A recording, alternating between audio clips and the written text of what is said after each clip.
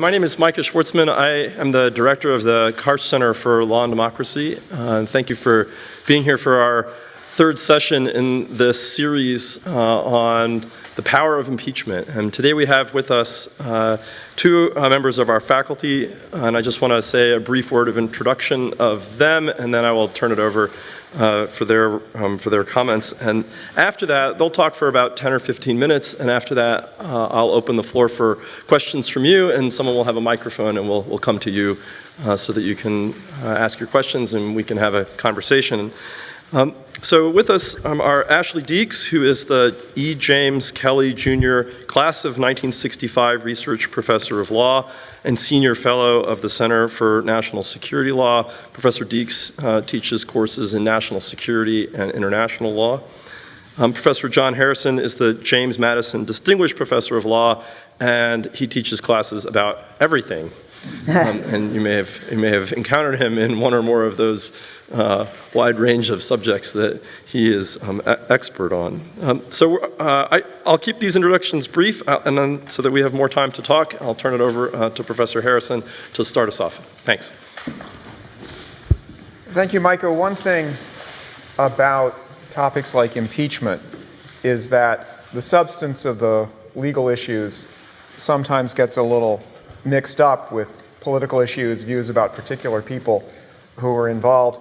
In order to try to discipline myself, I took a look at the last time I talked about impeachment. This was in 1998. So long ago, not only was there a different president, but I was an associate professor of law and my hair was orange. Different things have changed since then. I'm trying to maintain, as I say, consistency. The only thing I'll read to you from that episode is this excellent and penetrating question that I was asked. This was a hearing before the House Judiciary Committee subcommittee on the Constitution. I got a bunch of academics and other people like that.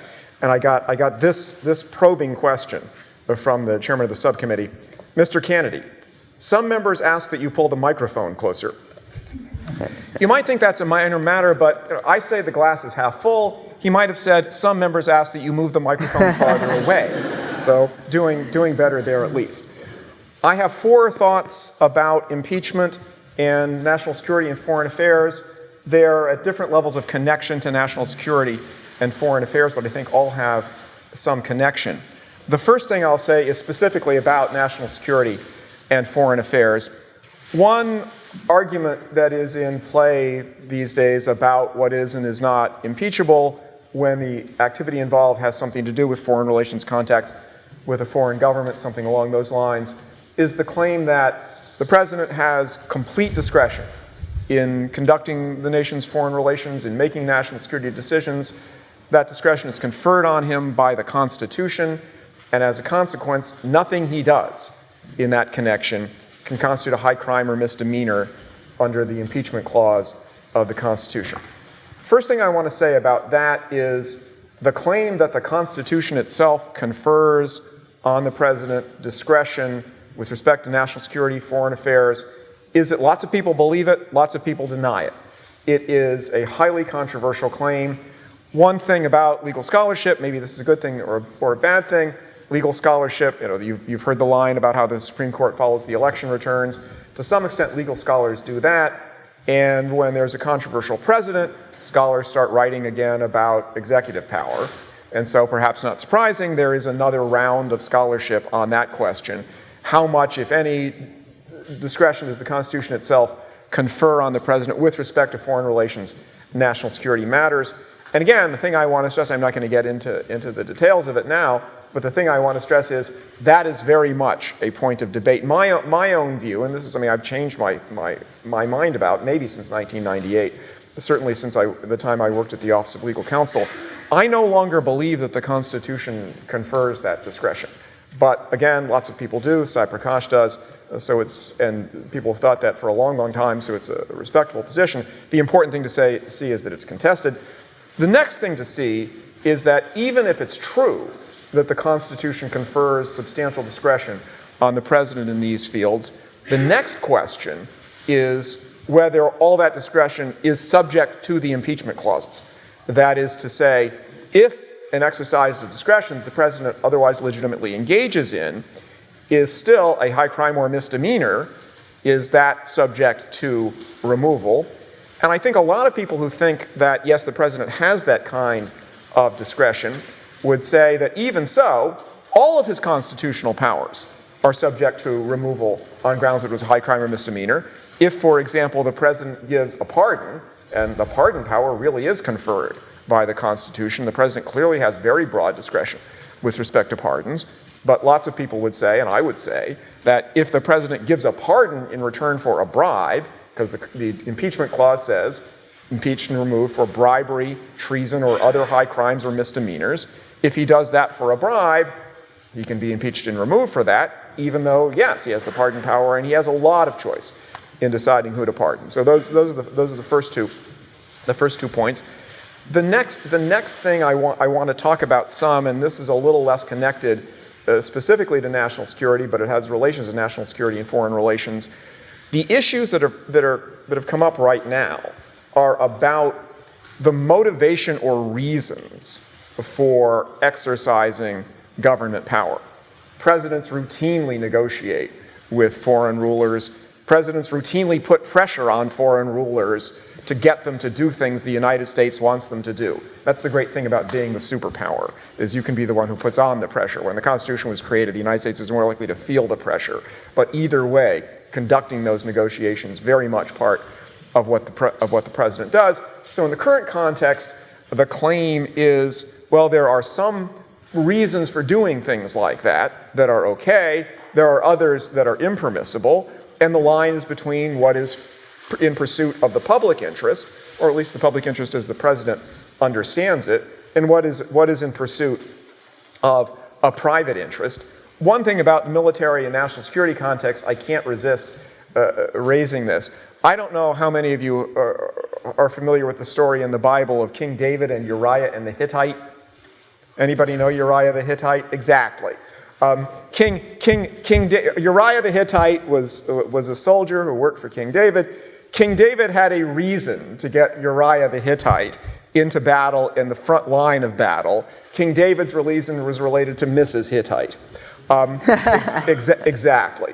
That's not the sort of thing you would normally think of as a governmental reason for acting, whether it was at the time of King David or the time today. You know, I want to get my mistress's husband out of the way. That probably counts as a personal motivation. So yeah, it's certainly possible to draw that distinction, and you may well think that government power is conferred on people only to pursue public ends, not to pursue private ends, and therefore it is a misuse of power, and if a severe enough misuse of power, it might constitute a high crime or misdemeanor, that could be a misuse of power. So yes, that certainly is a possible ground. Lots of people believe that theory, that there is such a thing as abuse of power, meaning using it for personal purposes. That then leads to a question that can come up easily in the national security context, but is not limited to it, that I think is a genuinely difficult one, and I'm going to just raise it. Okay, what does the impeachment clause imply? What's a high crime or misdemeanor? Assuming you think that there are permissible and impermissible purposes. Permissible purposes are those for which the power is conferred, having to do with the public interest. The impermissible purposes are personal reasons. What about the situation in which a decision maker, remember the impeachment clause doesn't apply just to the president, it applies to all civil officers of the United States, in which the decision maker has both motives. Thinks, and of course politicians think this is good for America and it's good for me. Naturally, people are going to think that. Under those circumstances, is the this is good for me enough to make it wrongful, or is the this is good for America enough to make it not wrongful, or is it sometimes necessary when the mixed motives are present, as I think they often will be, especially probably in the areas of national security, because it's so easy to believe that something you're doing in foreign relations that's going to be good for the country. What to do in that situation of mixed motives, I'm not sure. That's something that the people in the House of Representatives need to be thinking about, because that's a genuine question. Whenever you're identifying an impeachable offense on the basis for the reason for doing it, and not just objectively what was the conduct. The fourth point I want to make, another issue that I'm going to raise, and this is more specific to the Ukraine-related matters that have given rise primarily to the current interest in impeachment, is, okay, I've said it's entirely possible that the concept of high crime or misdemeanor includes the idea of misuse of power, that abuse of power includes using public power for a personal motive. Okay, like again, the excellent story of Uriah the Hittite. How should electoral motives be counted there? That is to say, you have a politician who either wants to be reelected, say somebody who's the person who's going to be subject to impeachment is primarily the sitting politician, the president here, who wants to be reelected or wants the politician's party to be successful and acts for that reason. Is that a personal reason, or is that a public reason, a governmental related reason? Point I want to make about that is the answer to that question is not at all clear, because one of the ways in which the American political system is designed to work is by creating personal incentives. This is what the framers of the Constitution sometimes called their new science of politics. The idea of the new science of politics was that an important part of a constitution is to operate on the incentives of office holders and people seeking office, as opposed to sort of the older way in which the assumption was office seekers, office holders would be like their constituents. They would resemble their constituents. Farmers would be represented by farmers. The new science of politics said not necessary to have farmers represented by farmers if the person who represents the farmers wants to serve the interests of the farmers in order to get elected or re-elected. Well, that suggests that electoral interests, getting the people what they want, are a legitimate public interest because that's the thing that public officials are supposed to be thinking about. And I want to say in discussions of this, you often hear people saying, well, of course politicians are looking to their electoral interests, you can't do anything about that, but maybe that's a personal interest, maybe it's not the sort of thing they're supposed to be doing. The possibility I want to raise is, no, it may well be the thing they are supposed to be doing, responding to what the people want by taking steps that they think are going to favor their electoral interest. So having identified the distinction between personal and governmental reasons for acting, I want to suggest there's at least a quite plausible case that political interests, electoral interests, count as governmental and not as personal. Great. So I'll start by saying I've never had orange hair. Not sure I ever will, but so I think my comments sort of pick up on but focus on different aspects of national security than Professor Harrison's did. It occurred to me, I think there are at least two other ways in which impeachment and national security intersect beyond what John just said. So I think the first way you could think about the impeachment inquiry is to think about it as it's about the threat that President Trump is seen to pose to our national security. So you could think about the impeachment inquiry as an exercise in trying to condemn and potentially ultimately correcting something that is being seen as a threat to our national security. I think there's a second way in which this impeachment inquiry and national security overlap, and maybe this is true of all impeachment inquiries, is that the inquiry and the surrounding procedures that are happening inside the executive branch and inside Congress complicate our ability to robustly conduct national security.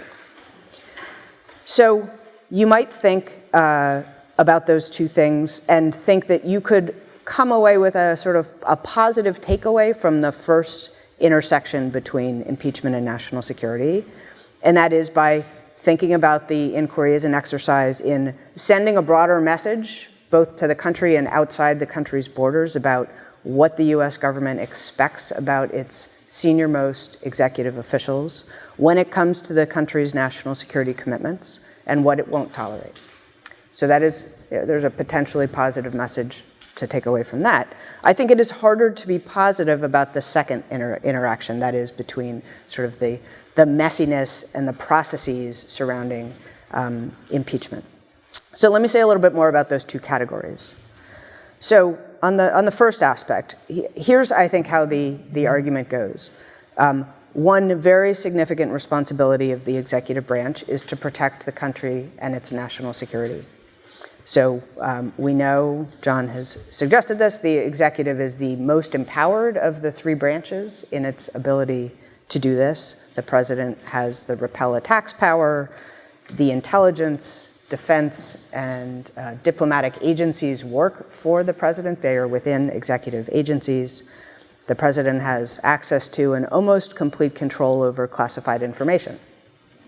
So, president highly empowered when the security of the country is at stake, and he is expected to put the national security of the country first, right? The oath that he takes when coming into office is to preserve, protect, and defend the Constitution, and with that we might think that includes the people who live under the Constitution. And he is generally expected, senior officials are generally expected to act with the people's interest in mind, whether collecting intelligence during warfare, taking steps to protect nationals abroad who are under threat. And along this line of argument, the core allegation against the president is that he undercut US national security by using his powerful position vis-a-vis another state in pursuit not of the country's interests, but of his own. So some have framed this as effectively inviting foreign interference with a US election. Some people would say again. Further, a different aspect of the impeachment inquiry is thinking about the attempt to conceal this wrongdoing by employing traditional tools of government secrecy and putting the transcript, that is the primary focus of the inquiry, onto a very highly classified computer system within the National Security Council. And the argument might go that that kind of activity leads the American people to lose faith in things the executive branch commonly does, otherwise has to do behind the veil of secrecy, if we see examples of that secrecy being misused. Further, you might think that kind of exchange with a friendly foreign leader, President Zelensky, evidences a lack of attention to our national interests. And if that kind of behavior is not challenged, it might lead to further corrupt exchanges between senior leadership and other friendly or not so friendly countries that might not advance what people see as the US interests writ large. In other words, it makes us an unreliable interlocutor in a space in which we need reliable interlocutors with other countries. So on this view, you can think about the impeachment inquiry as a broader systemic corrective, saying these kinds of acts hurt our national security, not acceptable when performed by people who have significant amounts of power in the national security space. And while we may, as a country and as different parties, have significant policy disagreements about what the right things to do are in the national security space, we potentially agree that we need to know that our officials have our country's national security interests in mind rather than their own personal interests. So that is aspect one of this argument about the intersection between the inquiry and national security. The second aspect, which I think should make us all somewhat pessimistic, it's not to say that the inquiry should not continue, it's just to flag that there are costs to impeachment inquiries, is that it could potentially give rise to new, different national security problems. So let me say first about some potential problems within the executive branch itself. The US government generally prides itself on being able to walk and chew gum at the same time. However, I think that impeachment is heavily distracting to a host of different agencies right now. Some of these agencies were already in some level of disarray already, in part because of significant personnel turnover. So there's been lots of turnover at places like the Department of Homeland Security, turnover at the State Department, even at the Defense Department. The National Security Council itself in the White House has seen a lot of turnover. And I'll suggest that this can be distracting from really pressing national security issues, including cyber attacks, including protecting elections, including a host of conflicts with which we have some interaction abroad, fighting ISIS, worried about Syria, activities in Yemen, and so on. We're engaged in negotiations with the Taliban. These are all important foreign policy and national security issues. I do think things leading up to the impeachment inquiry, things that happened already before the inquiry itself, reflect deep problems within the State Department. We appear to be decimating our soft power, and I think that has national security implications. We have large numbers of experienced diplomats who have decided to retire or leave the department. And that weakened diplomacy leaves the US government with fewer non-military tools to work with. So that might mean that we find ourselves with fewer allies to work with us to impose sanctions on North Korea, or it might mean fewer countries willing to join coalitions with us fighting ISIS, so on. I think another thing that happens in the course of an impeachment inquiry is that it's turning the executive officials' focus away from the substance and towards process and procedures. So agency bureaucrats, and I don't use that term as an insulting term, are probably some of them are quite nervous, fearful. In the general counsel's offices of some of these agencies, they're having to spend time advising individuals who are potentially going to have to appear before Congress. There is coordination among agencies that have been asked by Congress to turn over documents. That's actually a time-consuming and complicated process. And I think this is true in agencies like State and the CIA and the Defense Department.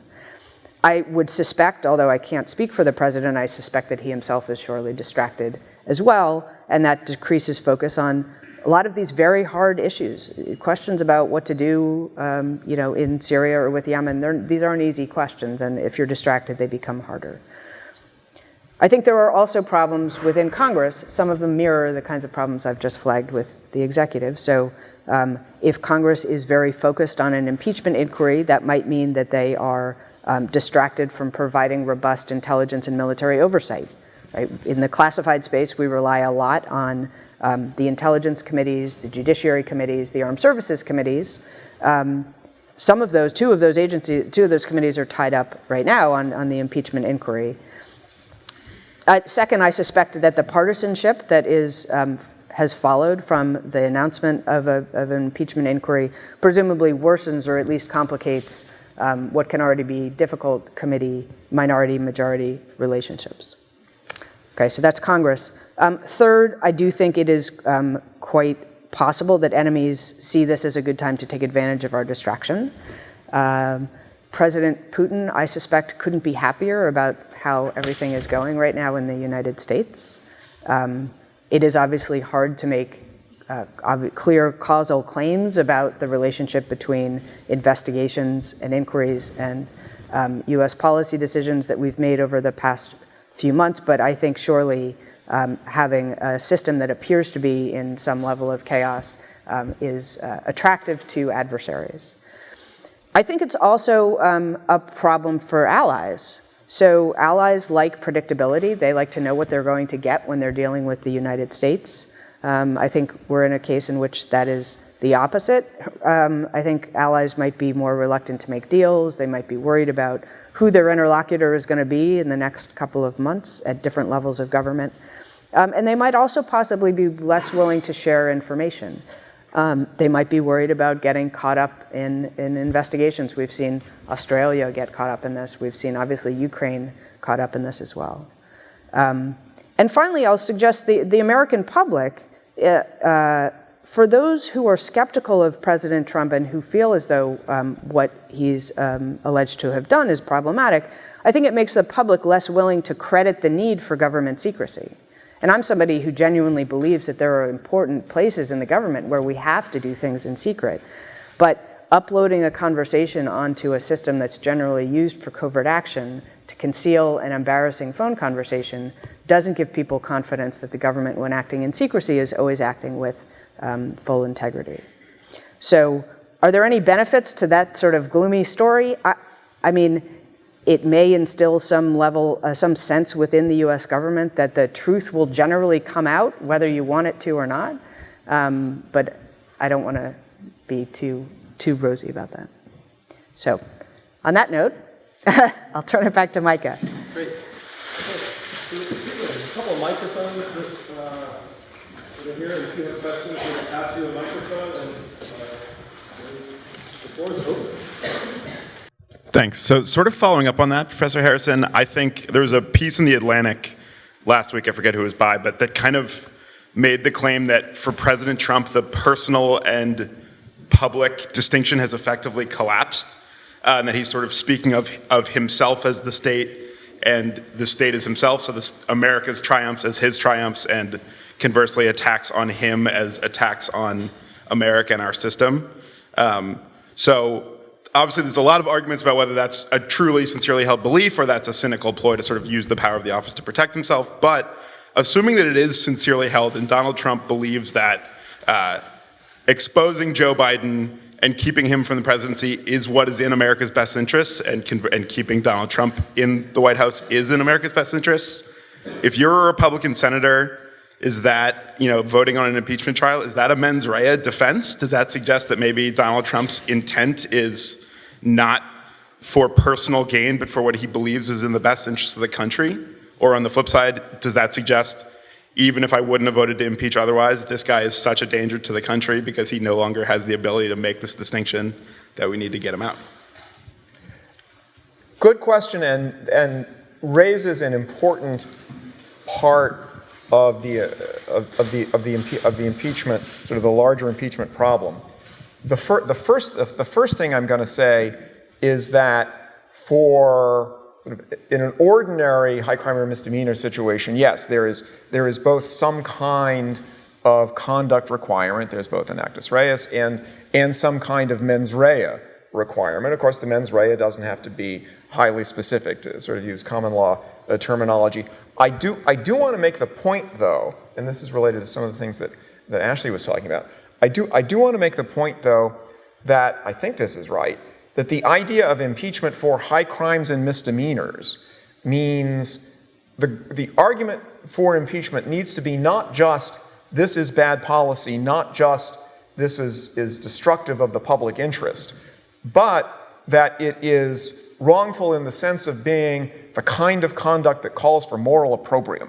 Not just your judgment is wrong, you don't understand what's good for America, but what you did was wrong. Okay, so that's the first point, and means some of the arguments about, well, what the president has been doing may have seriously damaged the national security might be true, maybe good reasons not to reelect him, but and one of the either strength or flaw of the American impeachment system is this isn't a parliamentary system. The president doesn't fall when a majority in the legislature loses confidence in him.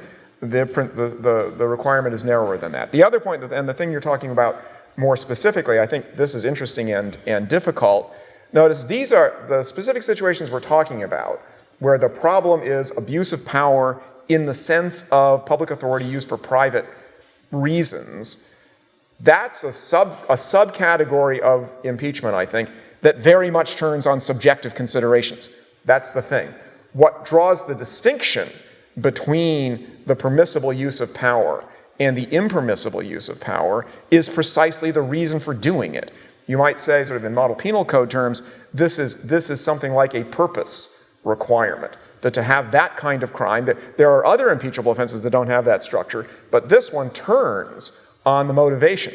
And one perhaps seemingly odd consequence of that is that a president whose ego is so huge that he thinks, I am the state, right? I really am America. Bizarrely enough, somebody like that might not formulate the impermissible purpose precisely because he can't tell the difference between his own interests and those of the country.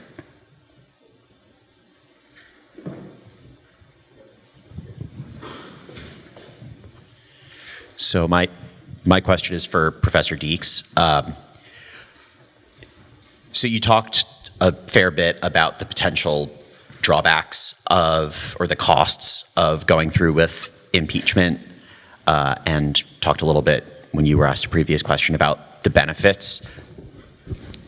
Given that the chance of conviction by a co-partisan Senate of a president is extremely low, if not zero, does that give you reason to believe that the drawbacks are quite likely to outweigh the benefits?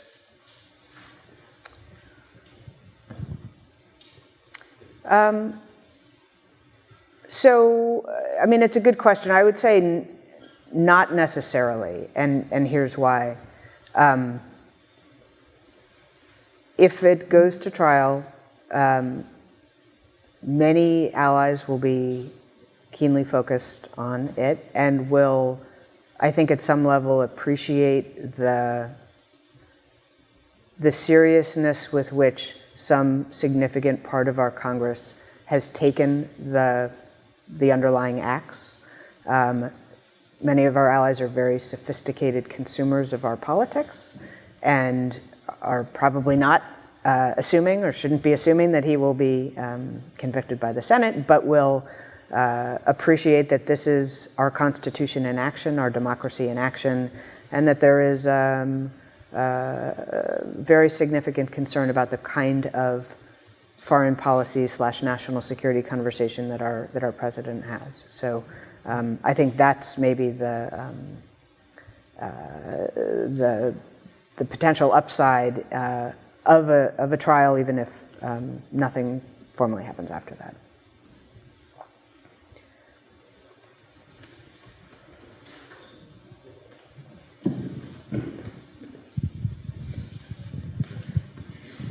I think building on that, we seem to be getting to a point where everyone kind of agrees on the basic factual underlying nature of what actually went on. And given the chance that given the very low chance that there's a conviction in the Senate, do either of you think there's a unique national security risk about the Senate in effect sanctioning the president's behavior, saying that it's not impeached or not warranting removal would effectively open the door to future presidents acting in a similar way in the future that might undermine national security? You want to take that? I will say that I think that there are issues on which the House and the Senate do take seriously their own precedents. And indeed, that's the main thing I was actually testifying about in 1998 was the bearing of some of the House of Representatives' earlier decisions on when a judge is impeachable, on when a president would be impeachable. So to some extent, they set precedents and regard themselves later on as at least presumptively bound by their precedents. I don't think in these circumstances that the kind of judgment you're asking about would be likely to set much of a precedent, precisely because it is so, as we say, fact intensive. That is to say, it's about this particular situation, it's about the cost and benefits right now of responding to this problem by removing this president. I think to use the phrase, I think that's a ticket good for this day and train only. That's a highly factual judgment, and really, whereas some of the more sort of legal principles, what constitutes an impeachable offense, again, that's what I was talking about, there I think, certainly the House at least, does take seriously its prior practice as to when have we impeached and when have we not. But those are legal principles, whereas the fact-based ones I think not. Yeah, I guess it may also depend on how it sort of unrolls. You've already started to see some Republicans saying, look, we don't actually think this was a very, good thing for the president to do. We don't condone this behavior, but we don't think it's impeachable. And you might see people voting against impeachment and saying the same thing, right? So maybe in a less legal sense and more of a kind of factual sense, piling on to the one ticket, one day thing, this is not something we think represents the best activities of our senior-most leadership, but we're not going to vote for impeachment at this time.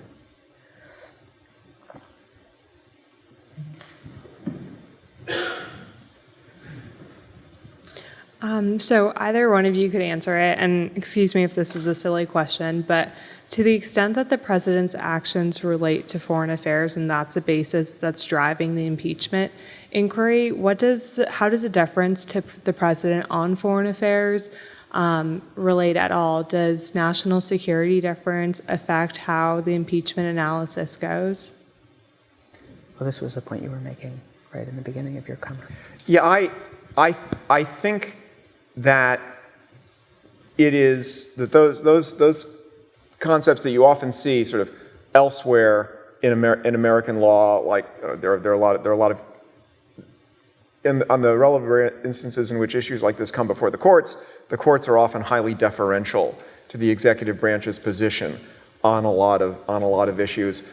I don't think that has much or any bearing here. First, because of the point that I do think that whatever the president's powers are, they're all qualified by impeachment, just like all of Congress's powers are qualified by the First Amendment. And then the specific inquiries that the impeachment clause call for, in part because they're not about was something sound policy or not.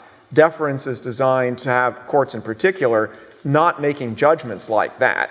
But since the impeachment clauses do call for the House and Senate to be making judgments about is this sufficiently morally wrongful as to be a high crime or misdemeanor, to be making the factual judgments, what was the president's motive? Was it actually personal as opposed to public? Something else the courts are reluctant to get into, but I think the impeachment structure calls on the House and Senate to ask questions like that. So I think those principles that routinely apply elsewhere don't have much application here.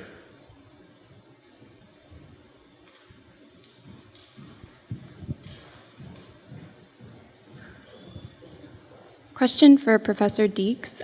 Do you see any connection between the chaos of the impeachment inquiry or the underlying allegations and what's happening in northern Syria or other current world events? So it's hard for me to draw a direct causal link between those. I mean, there's some overlap in timing, but given that we don't have, immediate access to conversations that are happening in the Situation Room if the president's convened a national security meeting, it's hard to know for sure. I mean, it's more or less armchair psychology to say, well, surely a president who is facing an impeachment inquiry has a bunch of things on his mind, and it might be harder to administer laser-like focus to the pros and cons of different policy options in Syria. Maybe that's happened, but I can't say, I've seen sort of a causal link between those two.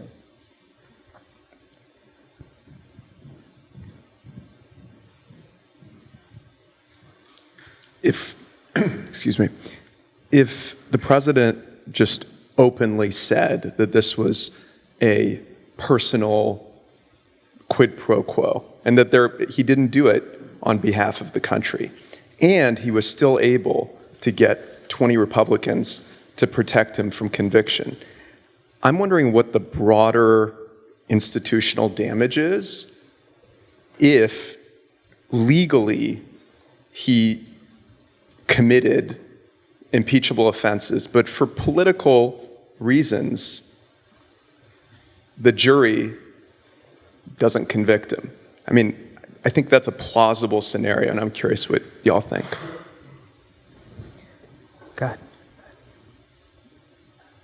The first thing I think is that in the situation where the motivation is a crucial question, the impermissible motivation by itself, I would say, is a necessary but not a sufficient condition for something to be impeachable. There's also the was it morally wrong? How serious was it? The next thing that you get at is, okay, what are the permissible considerations for the House and Senate? That is to say, what motivations are okay for them, and what about their judgments about what is desirable? Can they be governed by their own political judgments? One thing, I'm not sure about that, but one thing I will say is it is very much a part of the system, and indeed, sort of for those of you who care about drafting history type things, a deliberate choice in the Federal Convention that these decisions be made by elected officials. That's the original version of the impeachment clause had impeachments being tried before the Supreme Court of the United States. The Federal Convention changed that. They made it House, then Senate, knowing that those judgments would therefore be made by politicians. Now, sort of the positive spin on that is that's right, and it's politicians who can best judge the magnitude of the harm to the public interest, insofar as that, and I think legitimately is, a consideration certainly for the Senate in deciding whether to convict. Whether the Constitution's decision to have politicians making these judgments brings with it, well, what about the other sort of more political parts of what they're doing, is a harder question. I tend to think probably yes. That is to say, they're supposed to make judgments about politics, but I think that's a harder question than the one, are they supposed to make judgments about the public interest, which maybe you would think a court can't well make. No, that's the reason it's the Senate. But of course, there's an added aspect to the fact that it is a political actor making the votes, is that they're also subject to their election in the next round. Whenever those senators who vote not to convict come up for election again, because they're politicians, they, potentially stand to pay for the vote.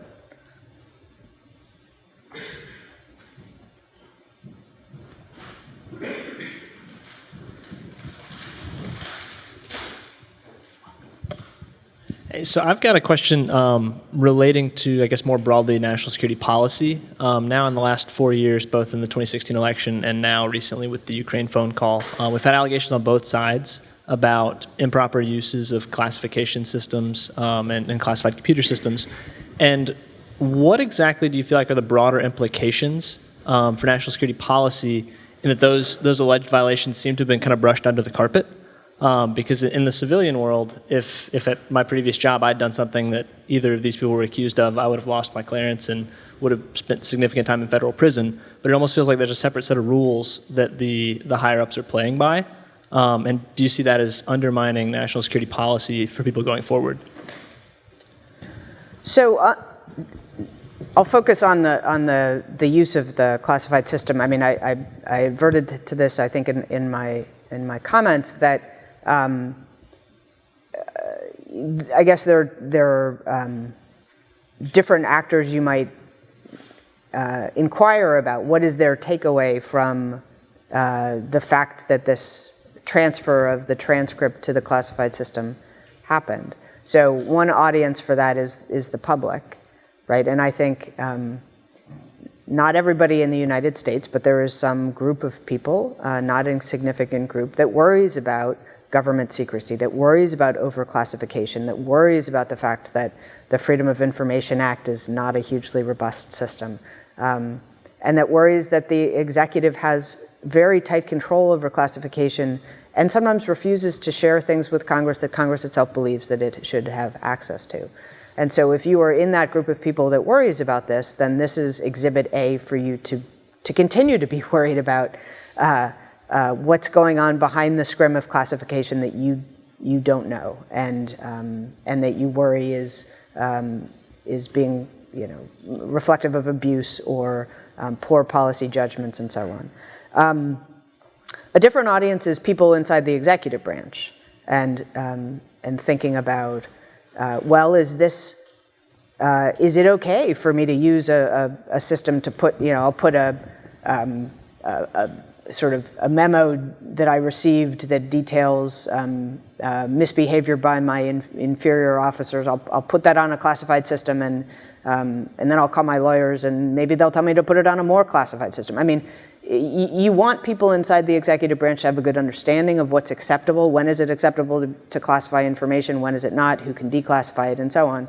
And so it would be troubling if people in the executive learned the wrong lesson from sort of whatever happened here.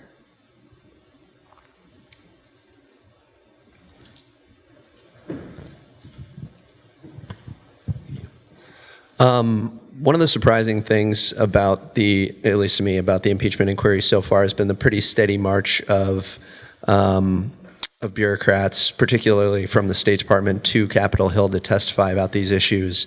I wonder how you you could sort of make the case that the people who've testified so far are relatively low. I mean, some of them are ambassador level or assistant secretary level, but relatively low level officials.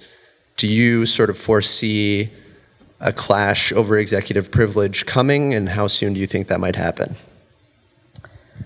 So I think it's already happening. There are a number of officials, including John Bolton, and who's the individual who filed a suit asking how to justify. There's an individual who is basically brought his case before a federal court to say, look, on the one hand, I've been told by the White House that I may not go up to the Hill and testify, that the executive has invoked privilege, and on the other hand, I've received a valid congressional subpoena, and I don't know what to do. And that the judge is currently considering this issue, and I think she's doing it on a fast track, so we may well see a judicial opinion on that. A number of the people, I think at least one person has gone up to the Hill over the objection of the executive, and a number of people are former State Department people over whom the executive has sort of a harder time keeping control. So so I do think we will actually potentially see a judicial opinion about what to do about a clash between between a subpoena and executive privilege here. It's something that courts have generally preferred that the political branches work out themselves, but this seems to be a case in which there's very little likelihood of that happening. One of the interesting things about impeachment is that impeachment is itself a mechanism for enforcing House of Representatives investigatory demands. Nixon was not impeached by the House because he resigned before he almost certainly would have been, but the Judiciary Committee voted out several articles of impeachment, one of which was failure to comply with Judiciary Committee subpoenas. They thought that by itself was an impeachable offense. One more question. I think that raises lots of questions. I just want to thank you all for coming, and maybe you can join me in thanking our speakers.